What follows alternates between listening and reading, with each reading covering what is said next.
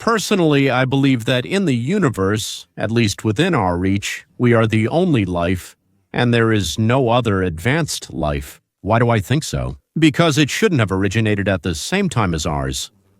Yes, it could have easily originated a couple of million years ago, or maybe another one a billion years ago, and another even earlier. They would have already been at our doorstep long ago, so to speak, unless you count God or gods, maybe an alien. Perhaps the Sumerians thought they were aliens, well, at some point. They thought they were both gods and aliens, so we have that.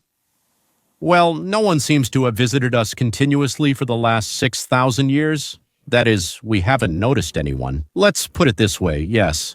Even though we have plenty of surveillance devices, but still. Well, having said all that, let's listen. The head of the astronomy department, a bit from Harvard University, not from some back alley of Harvard, but apparently not the last person in science. I think he's not a city madman. So, Avi Yuav, about the signal that came from space. Do you believe that with what we've seen at Tri-Atlas, there's a chance that there's a form of life on it, whether the form of life is dead or alive? Yes, it's possible. Life may have come to the solar system from elsewhere. We can't be sure. You see, and scientists are very good at pretending to be the adults in the room saying, here's what we think. But the thing is, you see, nature is much more inventive than we are. And the best way to learn is to observe and study everything that nature brings into our yard. And the thing is, a visitor from beyond the solar system or someone who comes into our yard is, a new risk that no one has considered before. It could be a black swan event, unlikely to be technological, but with huge consequences for humanity's future. Oh, yeah. So, regarding the object that scientists have named 31 Atlas, again, I don't know why Atlas. Flying on, this is important, a hyperbolic trajectory, which means it's coming from outside our, in the classical sense, planetary system. They call it of interstellar origin. I don't know what interstellar means. Well, at least it means outside our solar system. So our local comets and asteroids move in elliptical orbits, but this one moves in a hyperbolic orbit. But besides that, some other strange things happened. And this Atlas, as it was approaching the sun, suddenly increased its speed sharply, even more than if it were just affected by gravity. Atlas also started to shine brightly. That is, something started happening inside it which made it speed up. I don't know, it flew away from the sun, it just flew off. Honestly, I haven't figured this out yet. And sometimes such objects enter the solar system in completely inexplicable ways, accelerate, change their trajectories, and sometimes even react somehow to solar flares. This sparked Congress's interest in UFOs, that is, in a topic that has been discussed for 20 or even 50 years. A year ago, somehow all of this quieted down, but now, because of this atlas, they've become agitated and decided to investigate more closely. For many years, George, as I already mentioned, was recognized for his work. He was awarded the Peabody Award, the DuPont Award, the Edward R. Murrow Award, and 27 different regional Emmys for his investigative reporting. Indeed, he told the story of Nevada with clarity, objectivity, and honesty. That's why I know his testimony today will represent the majority. Great interest and value for this committee. Thank you very much. Congress has summoned scientists who possess materials they consider abnormal, meaning, from their point of view, could not have originated on Earth. My name is Jeffrin Uchitelli. I am a former military police officer with 16 years of service in the United States Air Force. I am here today because the American people have the right and the duty to know the truth about unidentified aerial phenomena. This truth remains hidden, classified, and suppressed by fear, retribution, stigma, and confusion. Today we are here to help break that silence. Between 2003 and 2005, there were 5 incidents involving unidentified aerial phenomena at Vandenberg Base. Where is the National Missile Defense Project, which is a national security priority, located? At that time, we were conducting launches that the National Intelligence Agency considered the most important in 25 years. These were historic launches. These facilities were vital, and they were repeatedly visited by unidentified aerial phenomena.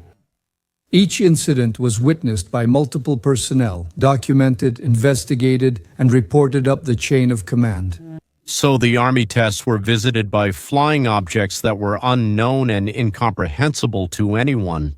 Everything was recorded, everything was documented, and a bunch of witnesses reported it to the authorities. The incursions began on October 14, 2003, when Boeing contractors reported a massive glowing red square silently hovering over 2 missile defense sites. A few minutes later, it moved further east toward the base and disappeared behind the hills. This event, now known as the Vandenberg Red Square, was mentioned by spokesman Lunoy at the first hearing on this topic. Official Air Force records of this event are in the possession of the ARU and the FBI. Later that night, when I was on duty, the guards at the critical launch complex reported a bright, fast-moving object over the ocean. I responded to the incident. Chaos broke out on the radio as the object quickly approached. I heard my friend shouting, "It's coming right at us, it's coming right at us, and now it's right here." A few moments later, I heard them say that it flew away and disappeared. When I arrived at the scene, I spoke with 5 shocked witnesses who described a huge triangular object. Larger than a football field, it silently hovered for about 45 seconds over their checkpoint before flying away at incredible speed. About a week later, another patrol reported a light over the ocean that was behaving strangely. Assuming it might be an unregistered aircraft, they declared an emergency and the armed forces responded. Before the forces could arrive, the object descended and either landed or hovered over our runway. What I observed and what our team recorded did not match regular aircraft or drones as they appear in our system. A self-illuminated object shaped like a tic-tac emerged from the ocean before joining 3 other similar objects. Then, all 4 disappeared simultaneously with high, synchronized, almost instantaneous acceleration. I did not observe a sonic boom or any signs of conventional propulsion, no exhaust trail, and no movement of control surfaces on the Sapphire imaging system. The public has been constantly told since the late 40s that there's nothing to worry about here. These mysterious craft, which millions of people have seen in the sky, in the oceans above the earth, are not real. They pose no threat. The witnesses are mistaken. They're oddballs. Don't believe it. That changed for me. What got me hooked was the paper trail. Documents that were obtained from the United States government after the Freedom of Information Act became law in the country. And these documents paint a very different picture than the one the public, the press, and Congress have heard for many years. Military and intelligence personnel privately acknowledge these documents. These things are real, they're not imaginary. They can fly in formation, they're evasive, and they outperform any known aircraft, including ours. As I said, the public was told something else entirely. Back in 1989, I reported on a man named Bob Lazar, who claimed he worked at a facility called S4 in the Nevada desert, very close to Area 51. He said he was part of a reverse engineering program. He claimed that they were taking apart alien craft there to figure out how they worked, and it was quite a challenging task. I clearly dove right into the deep end. But over the years since then, I've interviewed dozens of other people, and I've detailed their testimonies in a written statement. Among them are Senator Harry Reid, Senator Howard Cannon, also from Nevada, a man named L.O. Donnell, the first general manager and general manager in Nevada, oversaw the Nevada test site, where hundreds of nuclear weapons were detonated. There is a man named Dr. James Lokatsky, who was a scientist with a career in the Defense Intelligence Agency, and he was the person who initiated a program called Advanced Aerospace Weapon System Applications Program. Advanced Aerospace Weapon System Applications Program is the Advanced Aerospace Weapon Systems Application Program, which, as far as we know, is the largest acknowledged unidentified flying object program ever funded by the United States government, which gathered an astonishing amount of information that members of this committee and the world, most of whom have never, ever seen. I still haven't released 95% of what was prepared by this multi-million-dollar program. What is completely unclear is whether they even know about such programs, if they really exist. Our elected or appointed officials The director of the FBI, the Secretary of Defense. Well, now it's the Secretary, the military, the president, by the way. And I see a white light appear and stop at about 100 feet in the air. I thought it was a weather balloon. I've seen tests there before, just a normal weekday evening. Nothing surprising. I actually finished my cigarette and started walking toward the runway. There's a track, and since I worked nights for 3 months, I would walk around the track at night when we had bad weather. And when I started walking toward the light, toward the flight line and the track, the light then flies across the base, across the flight line, and as it flies toward me, a triangle appears around the light. I can't say whether it's active camouflage or not. I can't say if it appeared around the light, but I can say that it was a white light and then it was a triangle. It stopped about 100 feet in front of me and about 100 feet above me. My phone got really hot and completely froze. I remember how thick it was. It was 1 to 2 stories thick, an equilateral triangle. I could never see its top, and the edges were at 90 degrees, 90 degrees. There were 4 lights in total, 1 light on each corner and a larger light in the center, 2 to 3 times bigger than the corner lights. But what was really strange was the outside. The best way to describe it is like looking at a photo from the James Webb Telescope, where there are colors and then a black background. The device itself was covered in black metallic paint with sparkles, but on top of the device there was this golden lava plasma, some kind of liquid that flowed on and around the device. I'm under this for about 2 or 3 minutes. And then the central light blinks 2 or 3 times without any sound, immediately rises to at least the altitude of a commercial airplane, in my opinion, M. And I immediately feel static electricity all over my body, and then I smell that scent you get after a thunderstorm or lightning, that really strong smell of a summer storm. It rises to flight level. I try to restart my phone, and at that moment, I only see the central light. If I hadn't seen it take off, I would have thought it was an M star. It hovers, then slowly moves east over the Atlantic Ocean. I finally restart my phone. The whole situation, from the moment I saw the light appear near the hangar to when it flew off over the ocean, took about 15 minutes. Okay, this is an intelligence officer who has worked with aviation for many years. Could this be some kind of new experiment? Or maybe he was drunk. It's huge. File, like, How did you manage to get it out of Russia? Careful in your socks. I don't think I want to be too specific because I might have to go back there and get some more. Yeah, no, it would be crazy to do that. But again, I took off the top pages that were marked with the security stamp and I carried them out myself, but the rest I just threw them in my suitcase, put some caviar in there as a distraction and hoped for the best. Otherwise, I'd be a citizen of Siberia right now. And then you had it too. You reported that James Latsetsky came to you with government possession of an unidentified flying object. How did they eventually get access? Can you confirm the authenticity of this statement? Dr. Latsetsky is an honorable man who served most of his career in the Defense Intelligence Agency, a highly respected, highly skilled rocket scientist and intelligence analyst who inspired the AFSAP program. As I mentioned earlier, and in full disclosure, I co-authored 2 books with him. He unexpectedly told this to me and our other co-author. And it took us 14 months to get approval from DOPS so that he could release 2 sentences about it. He said that this device, we were able to get inside it. It didn't have wings, a rotor, a tail. There was no fuel tanks. They didn't know how it flew or how it was controlled. It clearly looked aerodynamic, but he didn't go into detail. EM strictly follows the rules, so until he gets permission, I doubt we'll hear more. But it wasn't ours. We didn't make it or know who did, how it was built, or how it worked. We have at least one, so I think that's enough to confirm we really have recovered discs. The States. There have long been rumors that there are at least 2 extraterrestrial flying craft in the Nevada laboratories and the remains of another one that crashed. And supposedly it was in the crashed one that there were already dead, but what they call aliens. But on the other hand, it could just be a legend, of course. In the pursuit of transparency. Here I must confess as a witness that, as a child, I really never believed in UFOs or any of that.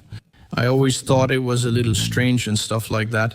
But, after hearing your testimony from respected military personnel and watching the video my colleague Mr. Burleson just presented, I have to admit I started to believe.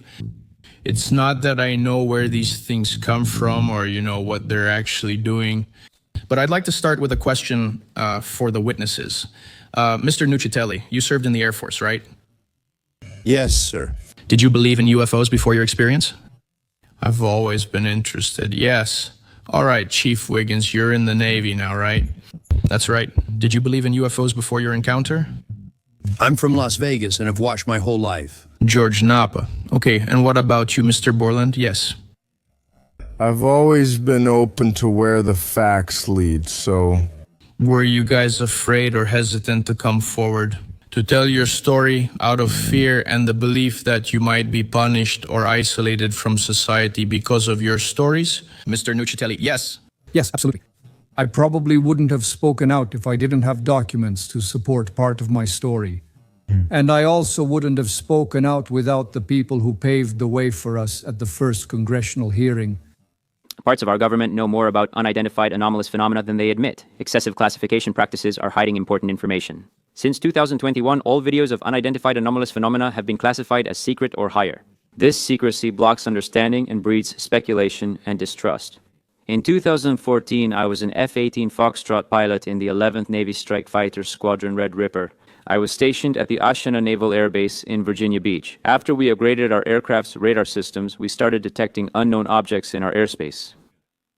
At first, we thought these were radar errors, but soon matched radar tracks with data from various onboard sensors, including infrared, and finally confirmed them visually. While training in the Whiskey 72 warning area 10 miles off Virginia Beach, two F-18 Super Hornets were separated by an unidentified aerial phenomenon. The dark gray or black cube inside a transparent sphere came within 50 meters of the lead aircraft, with an estimated diameter of 1.5 to 4.5 meters. The commander aborted the flight and returned to base. Our squadron filed a safety report, but the incident received no official acknowledgement and there was no further way to report sightings. Soon these encounters happened so often that crews included the risk of unidentified aerial phenomena in their regular pre-flight briefings. Recognizing the need for action and answers, I founded the organization Americans for Safe Aerospace. Since then, this organization has become a safe haven for witnesses of unidentified aerial phenomena who had previously remained silent due to the lack of a secure reporting process. Over 30 witnesses have come forward and nearly 5,000 Americans have joined our fight for transparency at safe.aerospace.org. Most witnesses are commercial airline pilots, often veterans with decades of experience. Pilots report unidentified aerial phenomena at what seem to be 40,000 feet above them, possibly in low Earth orbit or the gray zone, below the Kármán line, performing unexplained actions like right turns, retrograde orbits, or J-shaped hooks. Sometimes these reports are echoed by numerous recent sightings north of Hawaii and in the northern Atlantic. Other veterans also reach out to us about encounters with unidentified aerial phenomena in our airspace and oceans. The strongest cases involve unidentified aerial phenomena seen by multiple witnesses and detected by sensors. These accounts are just the beginning. More people will share their experiences. When will it be safe? As you know, my name is David Freevor. I am a retired commander of the United States Navy. In 2004, I was the commander of the 41st Fighter Attack Squadron, the world-famous Black Aces. We joined Carrier Air Wing 11 on the Nimitz and started 2 months of training off California's coast. That day, we had a scheduled 2-on-2 air training with the United States ship Princeton as our control. When we took off from the Nimitz, my wingman was joining up. We were told that the training would be suspended and we would be carrying out real tasks. As we headed west, the air traffic controller counted down our distance to the object, and we didn't know what we'd find when we arrived. The controller said these objects were tracked for over 2 weeks, descending from above 80,000 feet to 20,000 feet, hovering for hours, then ascending again. For those who don't know, above 80,000 feet is space. We reached the location at about 20,000 feet when the controller called a merge, meaning our radar return shared the same resolution cell as the contact. We realized that when we looked around, that's when we noticed we could see white water on the right side. It's important to note the weather that day was nearly perfect. Off the coast of San Diego, the sky was clear, there was a light breeze, and the sea was calm without any whitecaps from waves, so the white water really stood out against the vast blue ocean. All 4 of us, since we were on the F-18F, had both pilots and weapons systems officers. The backseat passengers saw a white tic-tac-shaped object, oriented north-south, moving quickly over the water. It was like a ping-pong ball, No rotors, rotor wash, or visible control surfaces such as wings. As we moved clockwise toward the object, my weapons systems officer and I decided to descend for a closer look. While the other aircraft stayed at altitude to observe us and the Tic Tac, we continued circling for about 90 degrees from the start of our descent, and the object suddenly changed its longitudinal axis, aligned it with my aircraft, and began to climb. We went another 270 degrees nose down. Where's the Tic Tac or Frost? And we went nose down to where the Tic Tac would be. Our altitude at that moment was about 15,000 feet, and the Tic Tac was at about 12,000. We approached the object within half a mile, then it suddenly sped off and vanished. Our wingman, who was about 8,000 feet above us, also lost contact. We immediately turned around to see where the white water was, and it had disappeared as well. Ainuk Sokwan, when you started turning back to the east, the controller came on the radio and said, "Sir, you won't believe this, but that thing is at your capture point, about 60 miles from here, in less than a minute. You can calculate the speed." The hearings go on, featuring increasing numbers of military, police, scientists, and bystanders with cameras. I don't know what conclusions we'll all come to, but I know that the truth. I don't know if some truth will come out or not, whether the truth is just fantasies, that's it. And what turns out might be something ordinary or just a play of light. But the United States Congress has finally decided to get to the bottom of it and either confirm or deny the rumors that have been circulating for half a century, first across the land, and now all over the internet. Naturally, I thought you might just find it interesting that Congress is now taking this matter seriously. What if they actually uncover something? Right, yeah. Don't forget to hit the bell and share interesting videos with your friends. Goodbye, see you next time.